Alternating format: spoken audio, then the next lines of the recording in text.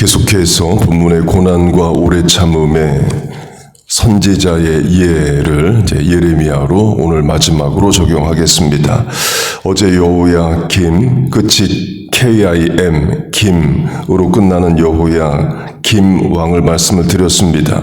그 왕 때에 다니엘과 세 친구가 바벨론의 포로로 끌려갑니다. 그 다음 왕이 여호야긴 KIN으로 끝나는 왕이 섭니다. 여호야김의 아들 왕입니다.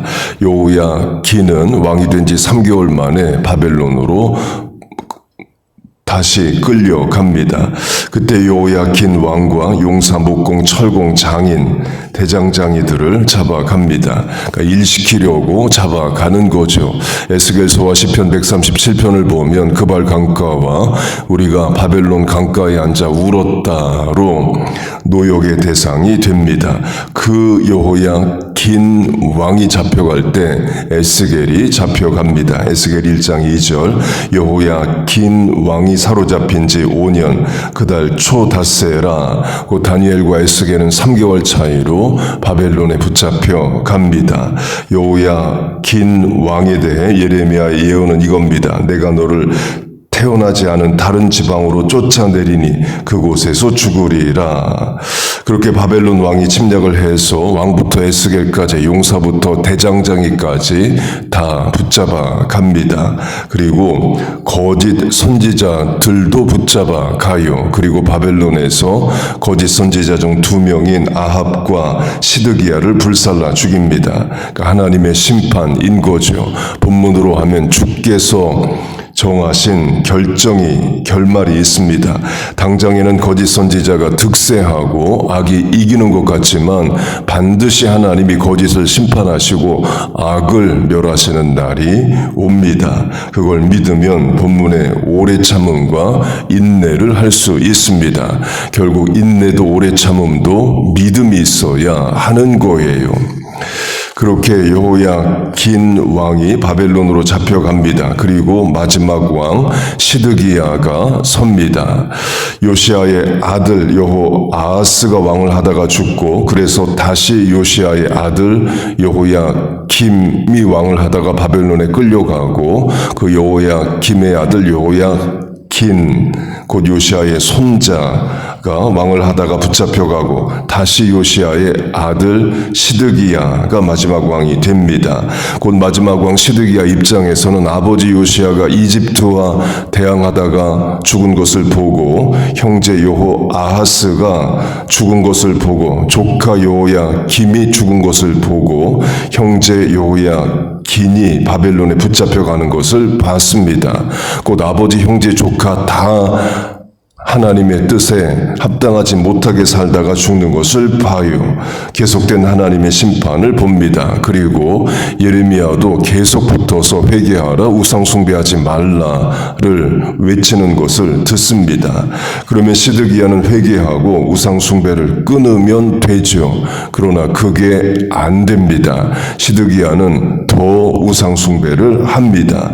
이방인의 가증한 일을 따라 여호와의 전을 더럽혔다 고 말합니다. 곧 우상 숭배를 아예 여호와의 전에 와서 했다는 거죠. 솔로몬의 경우는 우상 신전을 따로 짓고 거기서 우상을 숭배합니다. 그런데 시드기야는 아예 우상 숭배를 여호와의 전에서 했다는 거예요. 예레미야 44장을 보면 하늘의 여왕을 섬겼다고 말합니다. 하늘의 여왕은 예레미야에 처음 나옵니다. 사사기 400년, 왕정시대 400년에 없던 신을 시드기야와 유대인들이 섬긴 거예요. 나라 망할 때 되자 별하별 신을 다 섬깁니다. 그러니까 또 나라가 망할 수밖에 없는 거죠. 시드기야 11년째에 바벨론 왕이 다시 침략해서 시드기야 앞에서 시드기야의 자식들을 죽이고 시드기야의 누나를 뽑고 바벨론으로 포로로 끌어갑니다. 성경에서 이방 민족에 의해 누나리 뽑힌 사람 사람이 삼손과 시드기야입니다. 삼손은 사사기의 마지막 사사고 시드기야는 왕정시대의 마지막 왕이에요. 사사기 400년의 마지막 사사도 눈알이 뽑히고 400년 왕정시대의 마지막 왕도 눈알이 뽑혔다가 주는 의미가 있죠. 400년이란 충분한 시간, 회개할 시간, 돌이킬 시간을 줬지만 사사기 400년도 왕정시대 400년도 회개하지 않습니다. 그래서 하나님이 심판을 하셔요. 시드기야 왕으로 하면 왕으로서 11년, 나이로서는 31년이라는 충분한 시간을 줬지만 회개하지 않자 심판하십니다. 예레미야로 하면 요시야 왕부터 시드기야까지 35년을 선지자로 동일한 말씀을 외쳤지만 그들이 회개하지 않는 것을 목도하게 됩니다. 그렇게 나라가 망합니다. 유대인들이 바벨론의 포로로 끌려가요. 하나님이 끌려가지만 소망의 약속을 주십니다. 70년이 지나면 돌아오리라 하셔요. 이것도 주께서 주신 결말이죠. 하나님의 심판으로 나라가 망하는 것도 주께서 주신 결말이지만 그 심판에 끝이 있다도 주께서 주신 결말입니다. 그 말씀 붙잡으면 믿음 잃지 않고 바벨론에서도 소망으로 살아갑니다. 다니엘이 그렇게 살아가죠. 그렇게 하나님이 예레미야에게 70년 만에 돌아온다는 약속을 해 주십니다. 그러면서 이런 일을 하게 하셔요. 예레미야가 고향 아나돗에 부동산을 매입합니다. 그 증서를 토기에 담아 보존하라 하십니다. 상식적으로 나라가 망하는데 그리고 백성들이 바벨론에 다 끌려가는데 토지 매매가 무슨 의미가 있겠어요. 예레미야가 70년 뒤에까지 살 수 있는 것도 아니고 나라가 망했으면 바벨론이 그동안의 부동산 거래 다 무효다 하면 아무 소용이 없는 것인데 예레미야는 토지 매매를 합니다.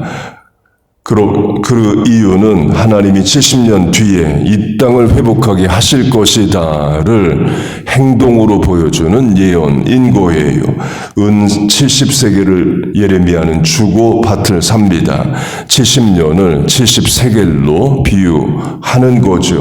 그 70년 뒤에 유대인들이 이스라엘에 돌아와서 다시 토지 매매할 수 있는 날이 온다. 하나님의 회복의 때가 온다를 말하는 겁니다.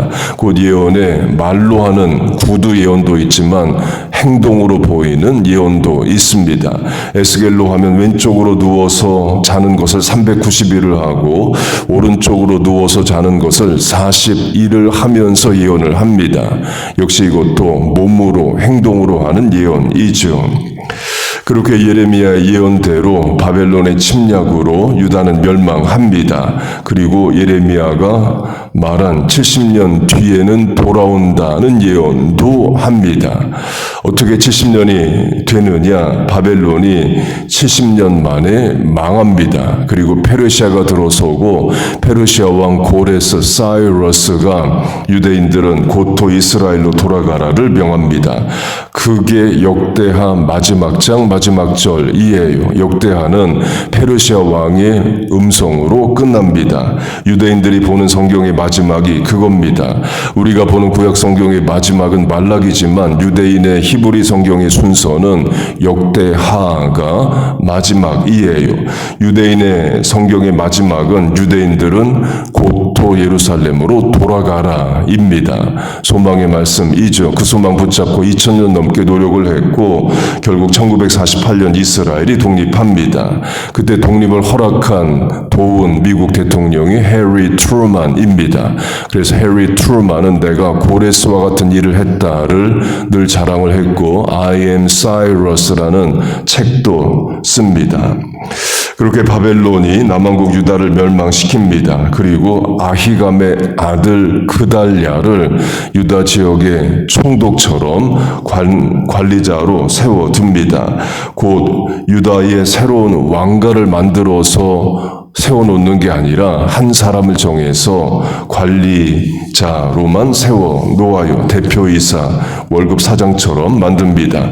그 그달랴의 아버지 아히감이 어제 강조한 대로 예레미야를 죽음에서 보호해주는 역할을 합니다. 왕이 예레미야를 죽이고자 할 때에 아히감이 예레미야를 숨겨주고 또 나라 망한 뒤에는 그의 아들이 유다 지역의 관할자가 됩니다.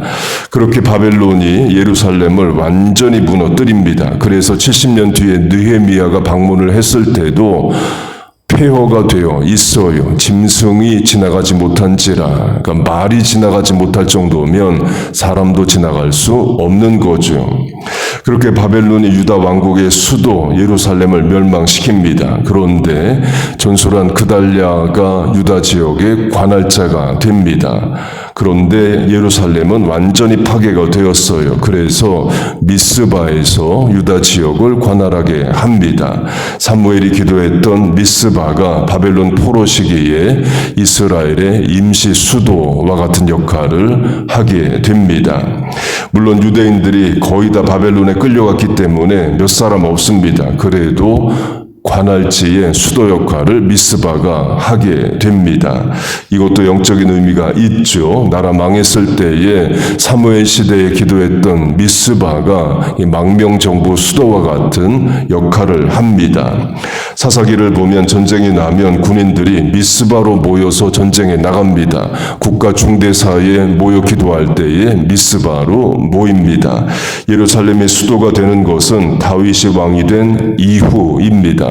곧 예루살렘 수도 이전에 수도의 역할을 했던 것이 미스바이에요. 사무엘상 7장 해마다 베델과 길갈과 미스바로 순회하여 그 모든 곳에서 이스라엘을 다스렸고, 그러니까 미스바가 이스라엘을 다스리는 세 도시 중 하나였습니다.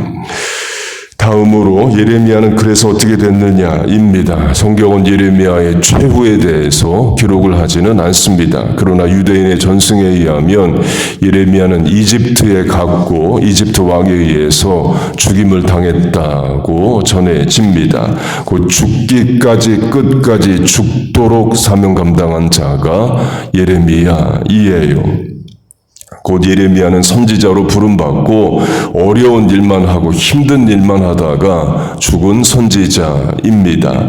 마태복음 16장은 예수님이 예레미야와 같은 선지자로 불린다를 말합니다. 사람들이 나를 누구라 하느냐에 제자들이 사람들이 예수님을 세례 요한, 엘리야, 예레미야와 같은 선지자라고 답을 하죠.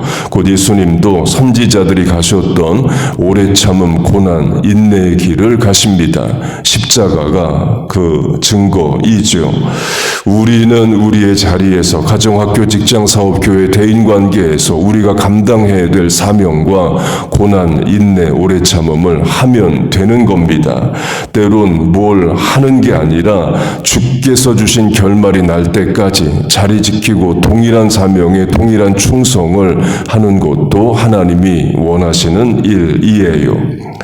그렇게 인내하고 사명 감당하는 우리와 자녀들 교회 되시기를 주의 이름으로 축복하고 축원합니다. 아멘. 기도하겠습니다. 하나님 아버지, 선지자들의 인내와 오래 참음에 본을 받아 오늘을 살게 하여 주옵소서. 믿음이 이기게 하시고 믿음이 인내하게 하여 주옵소서. 감당할 힘과 은혜와 능력을 더하여 주시옵소서.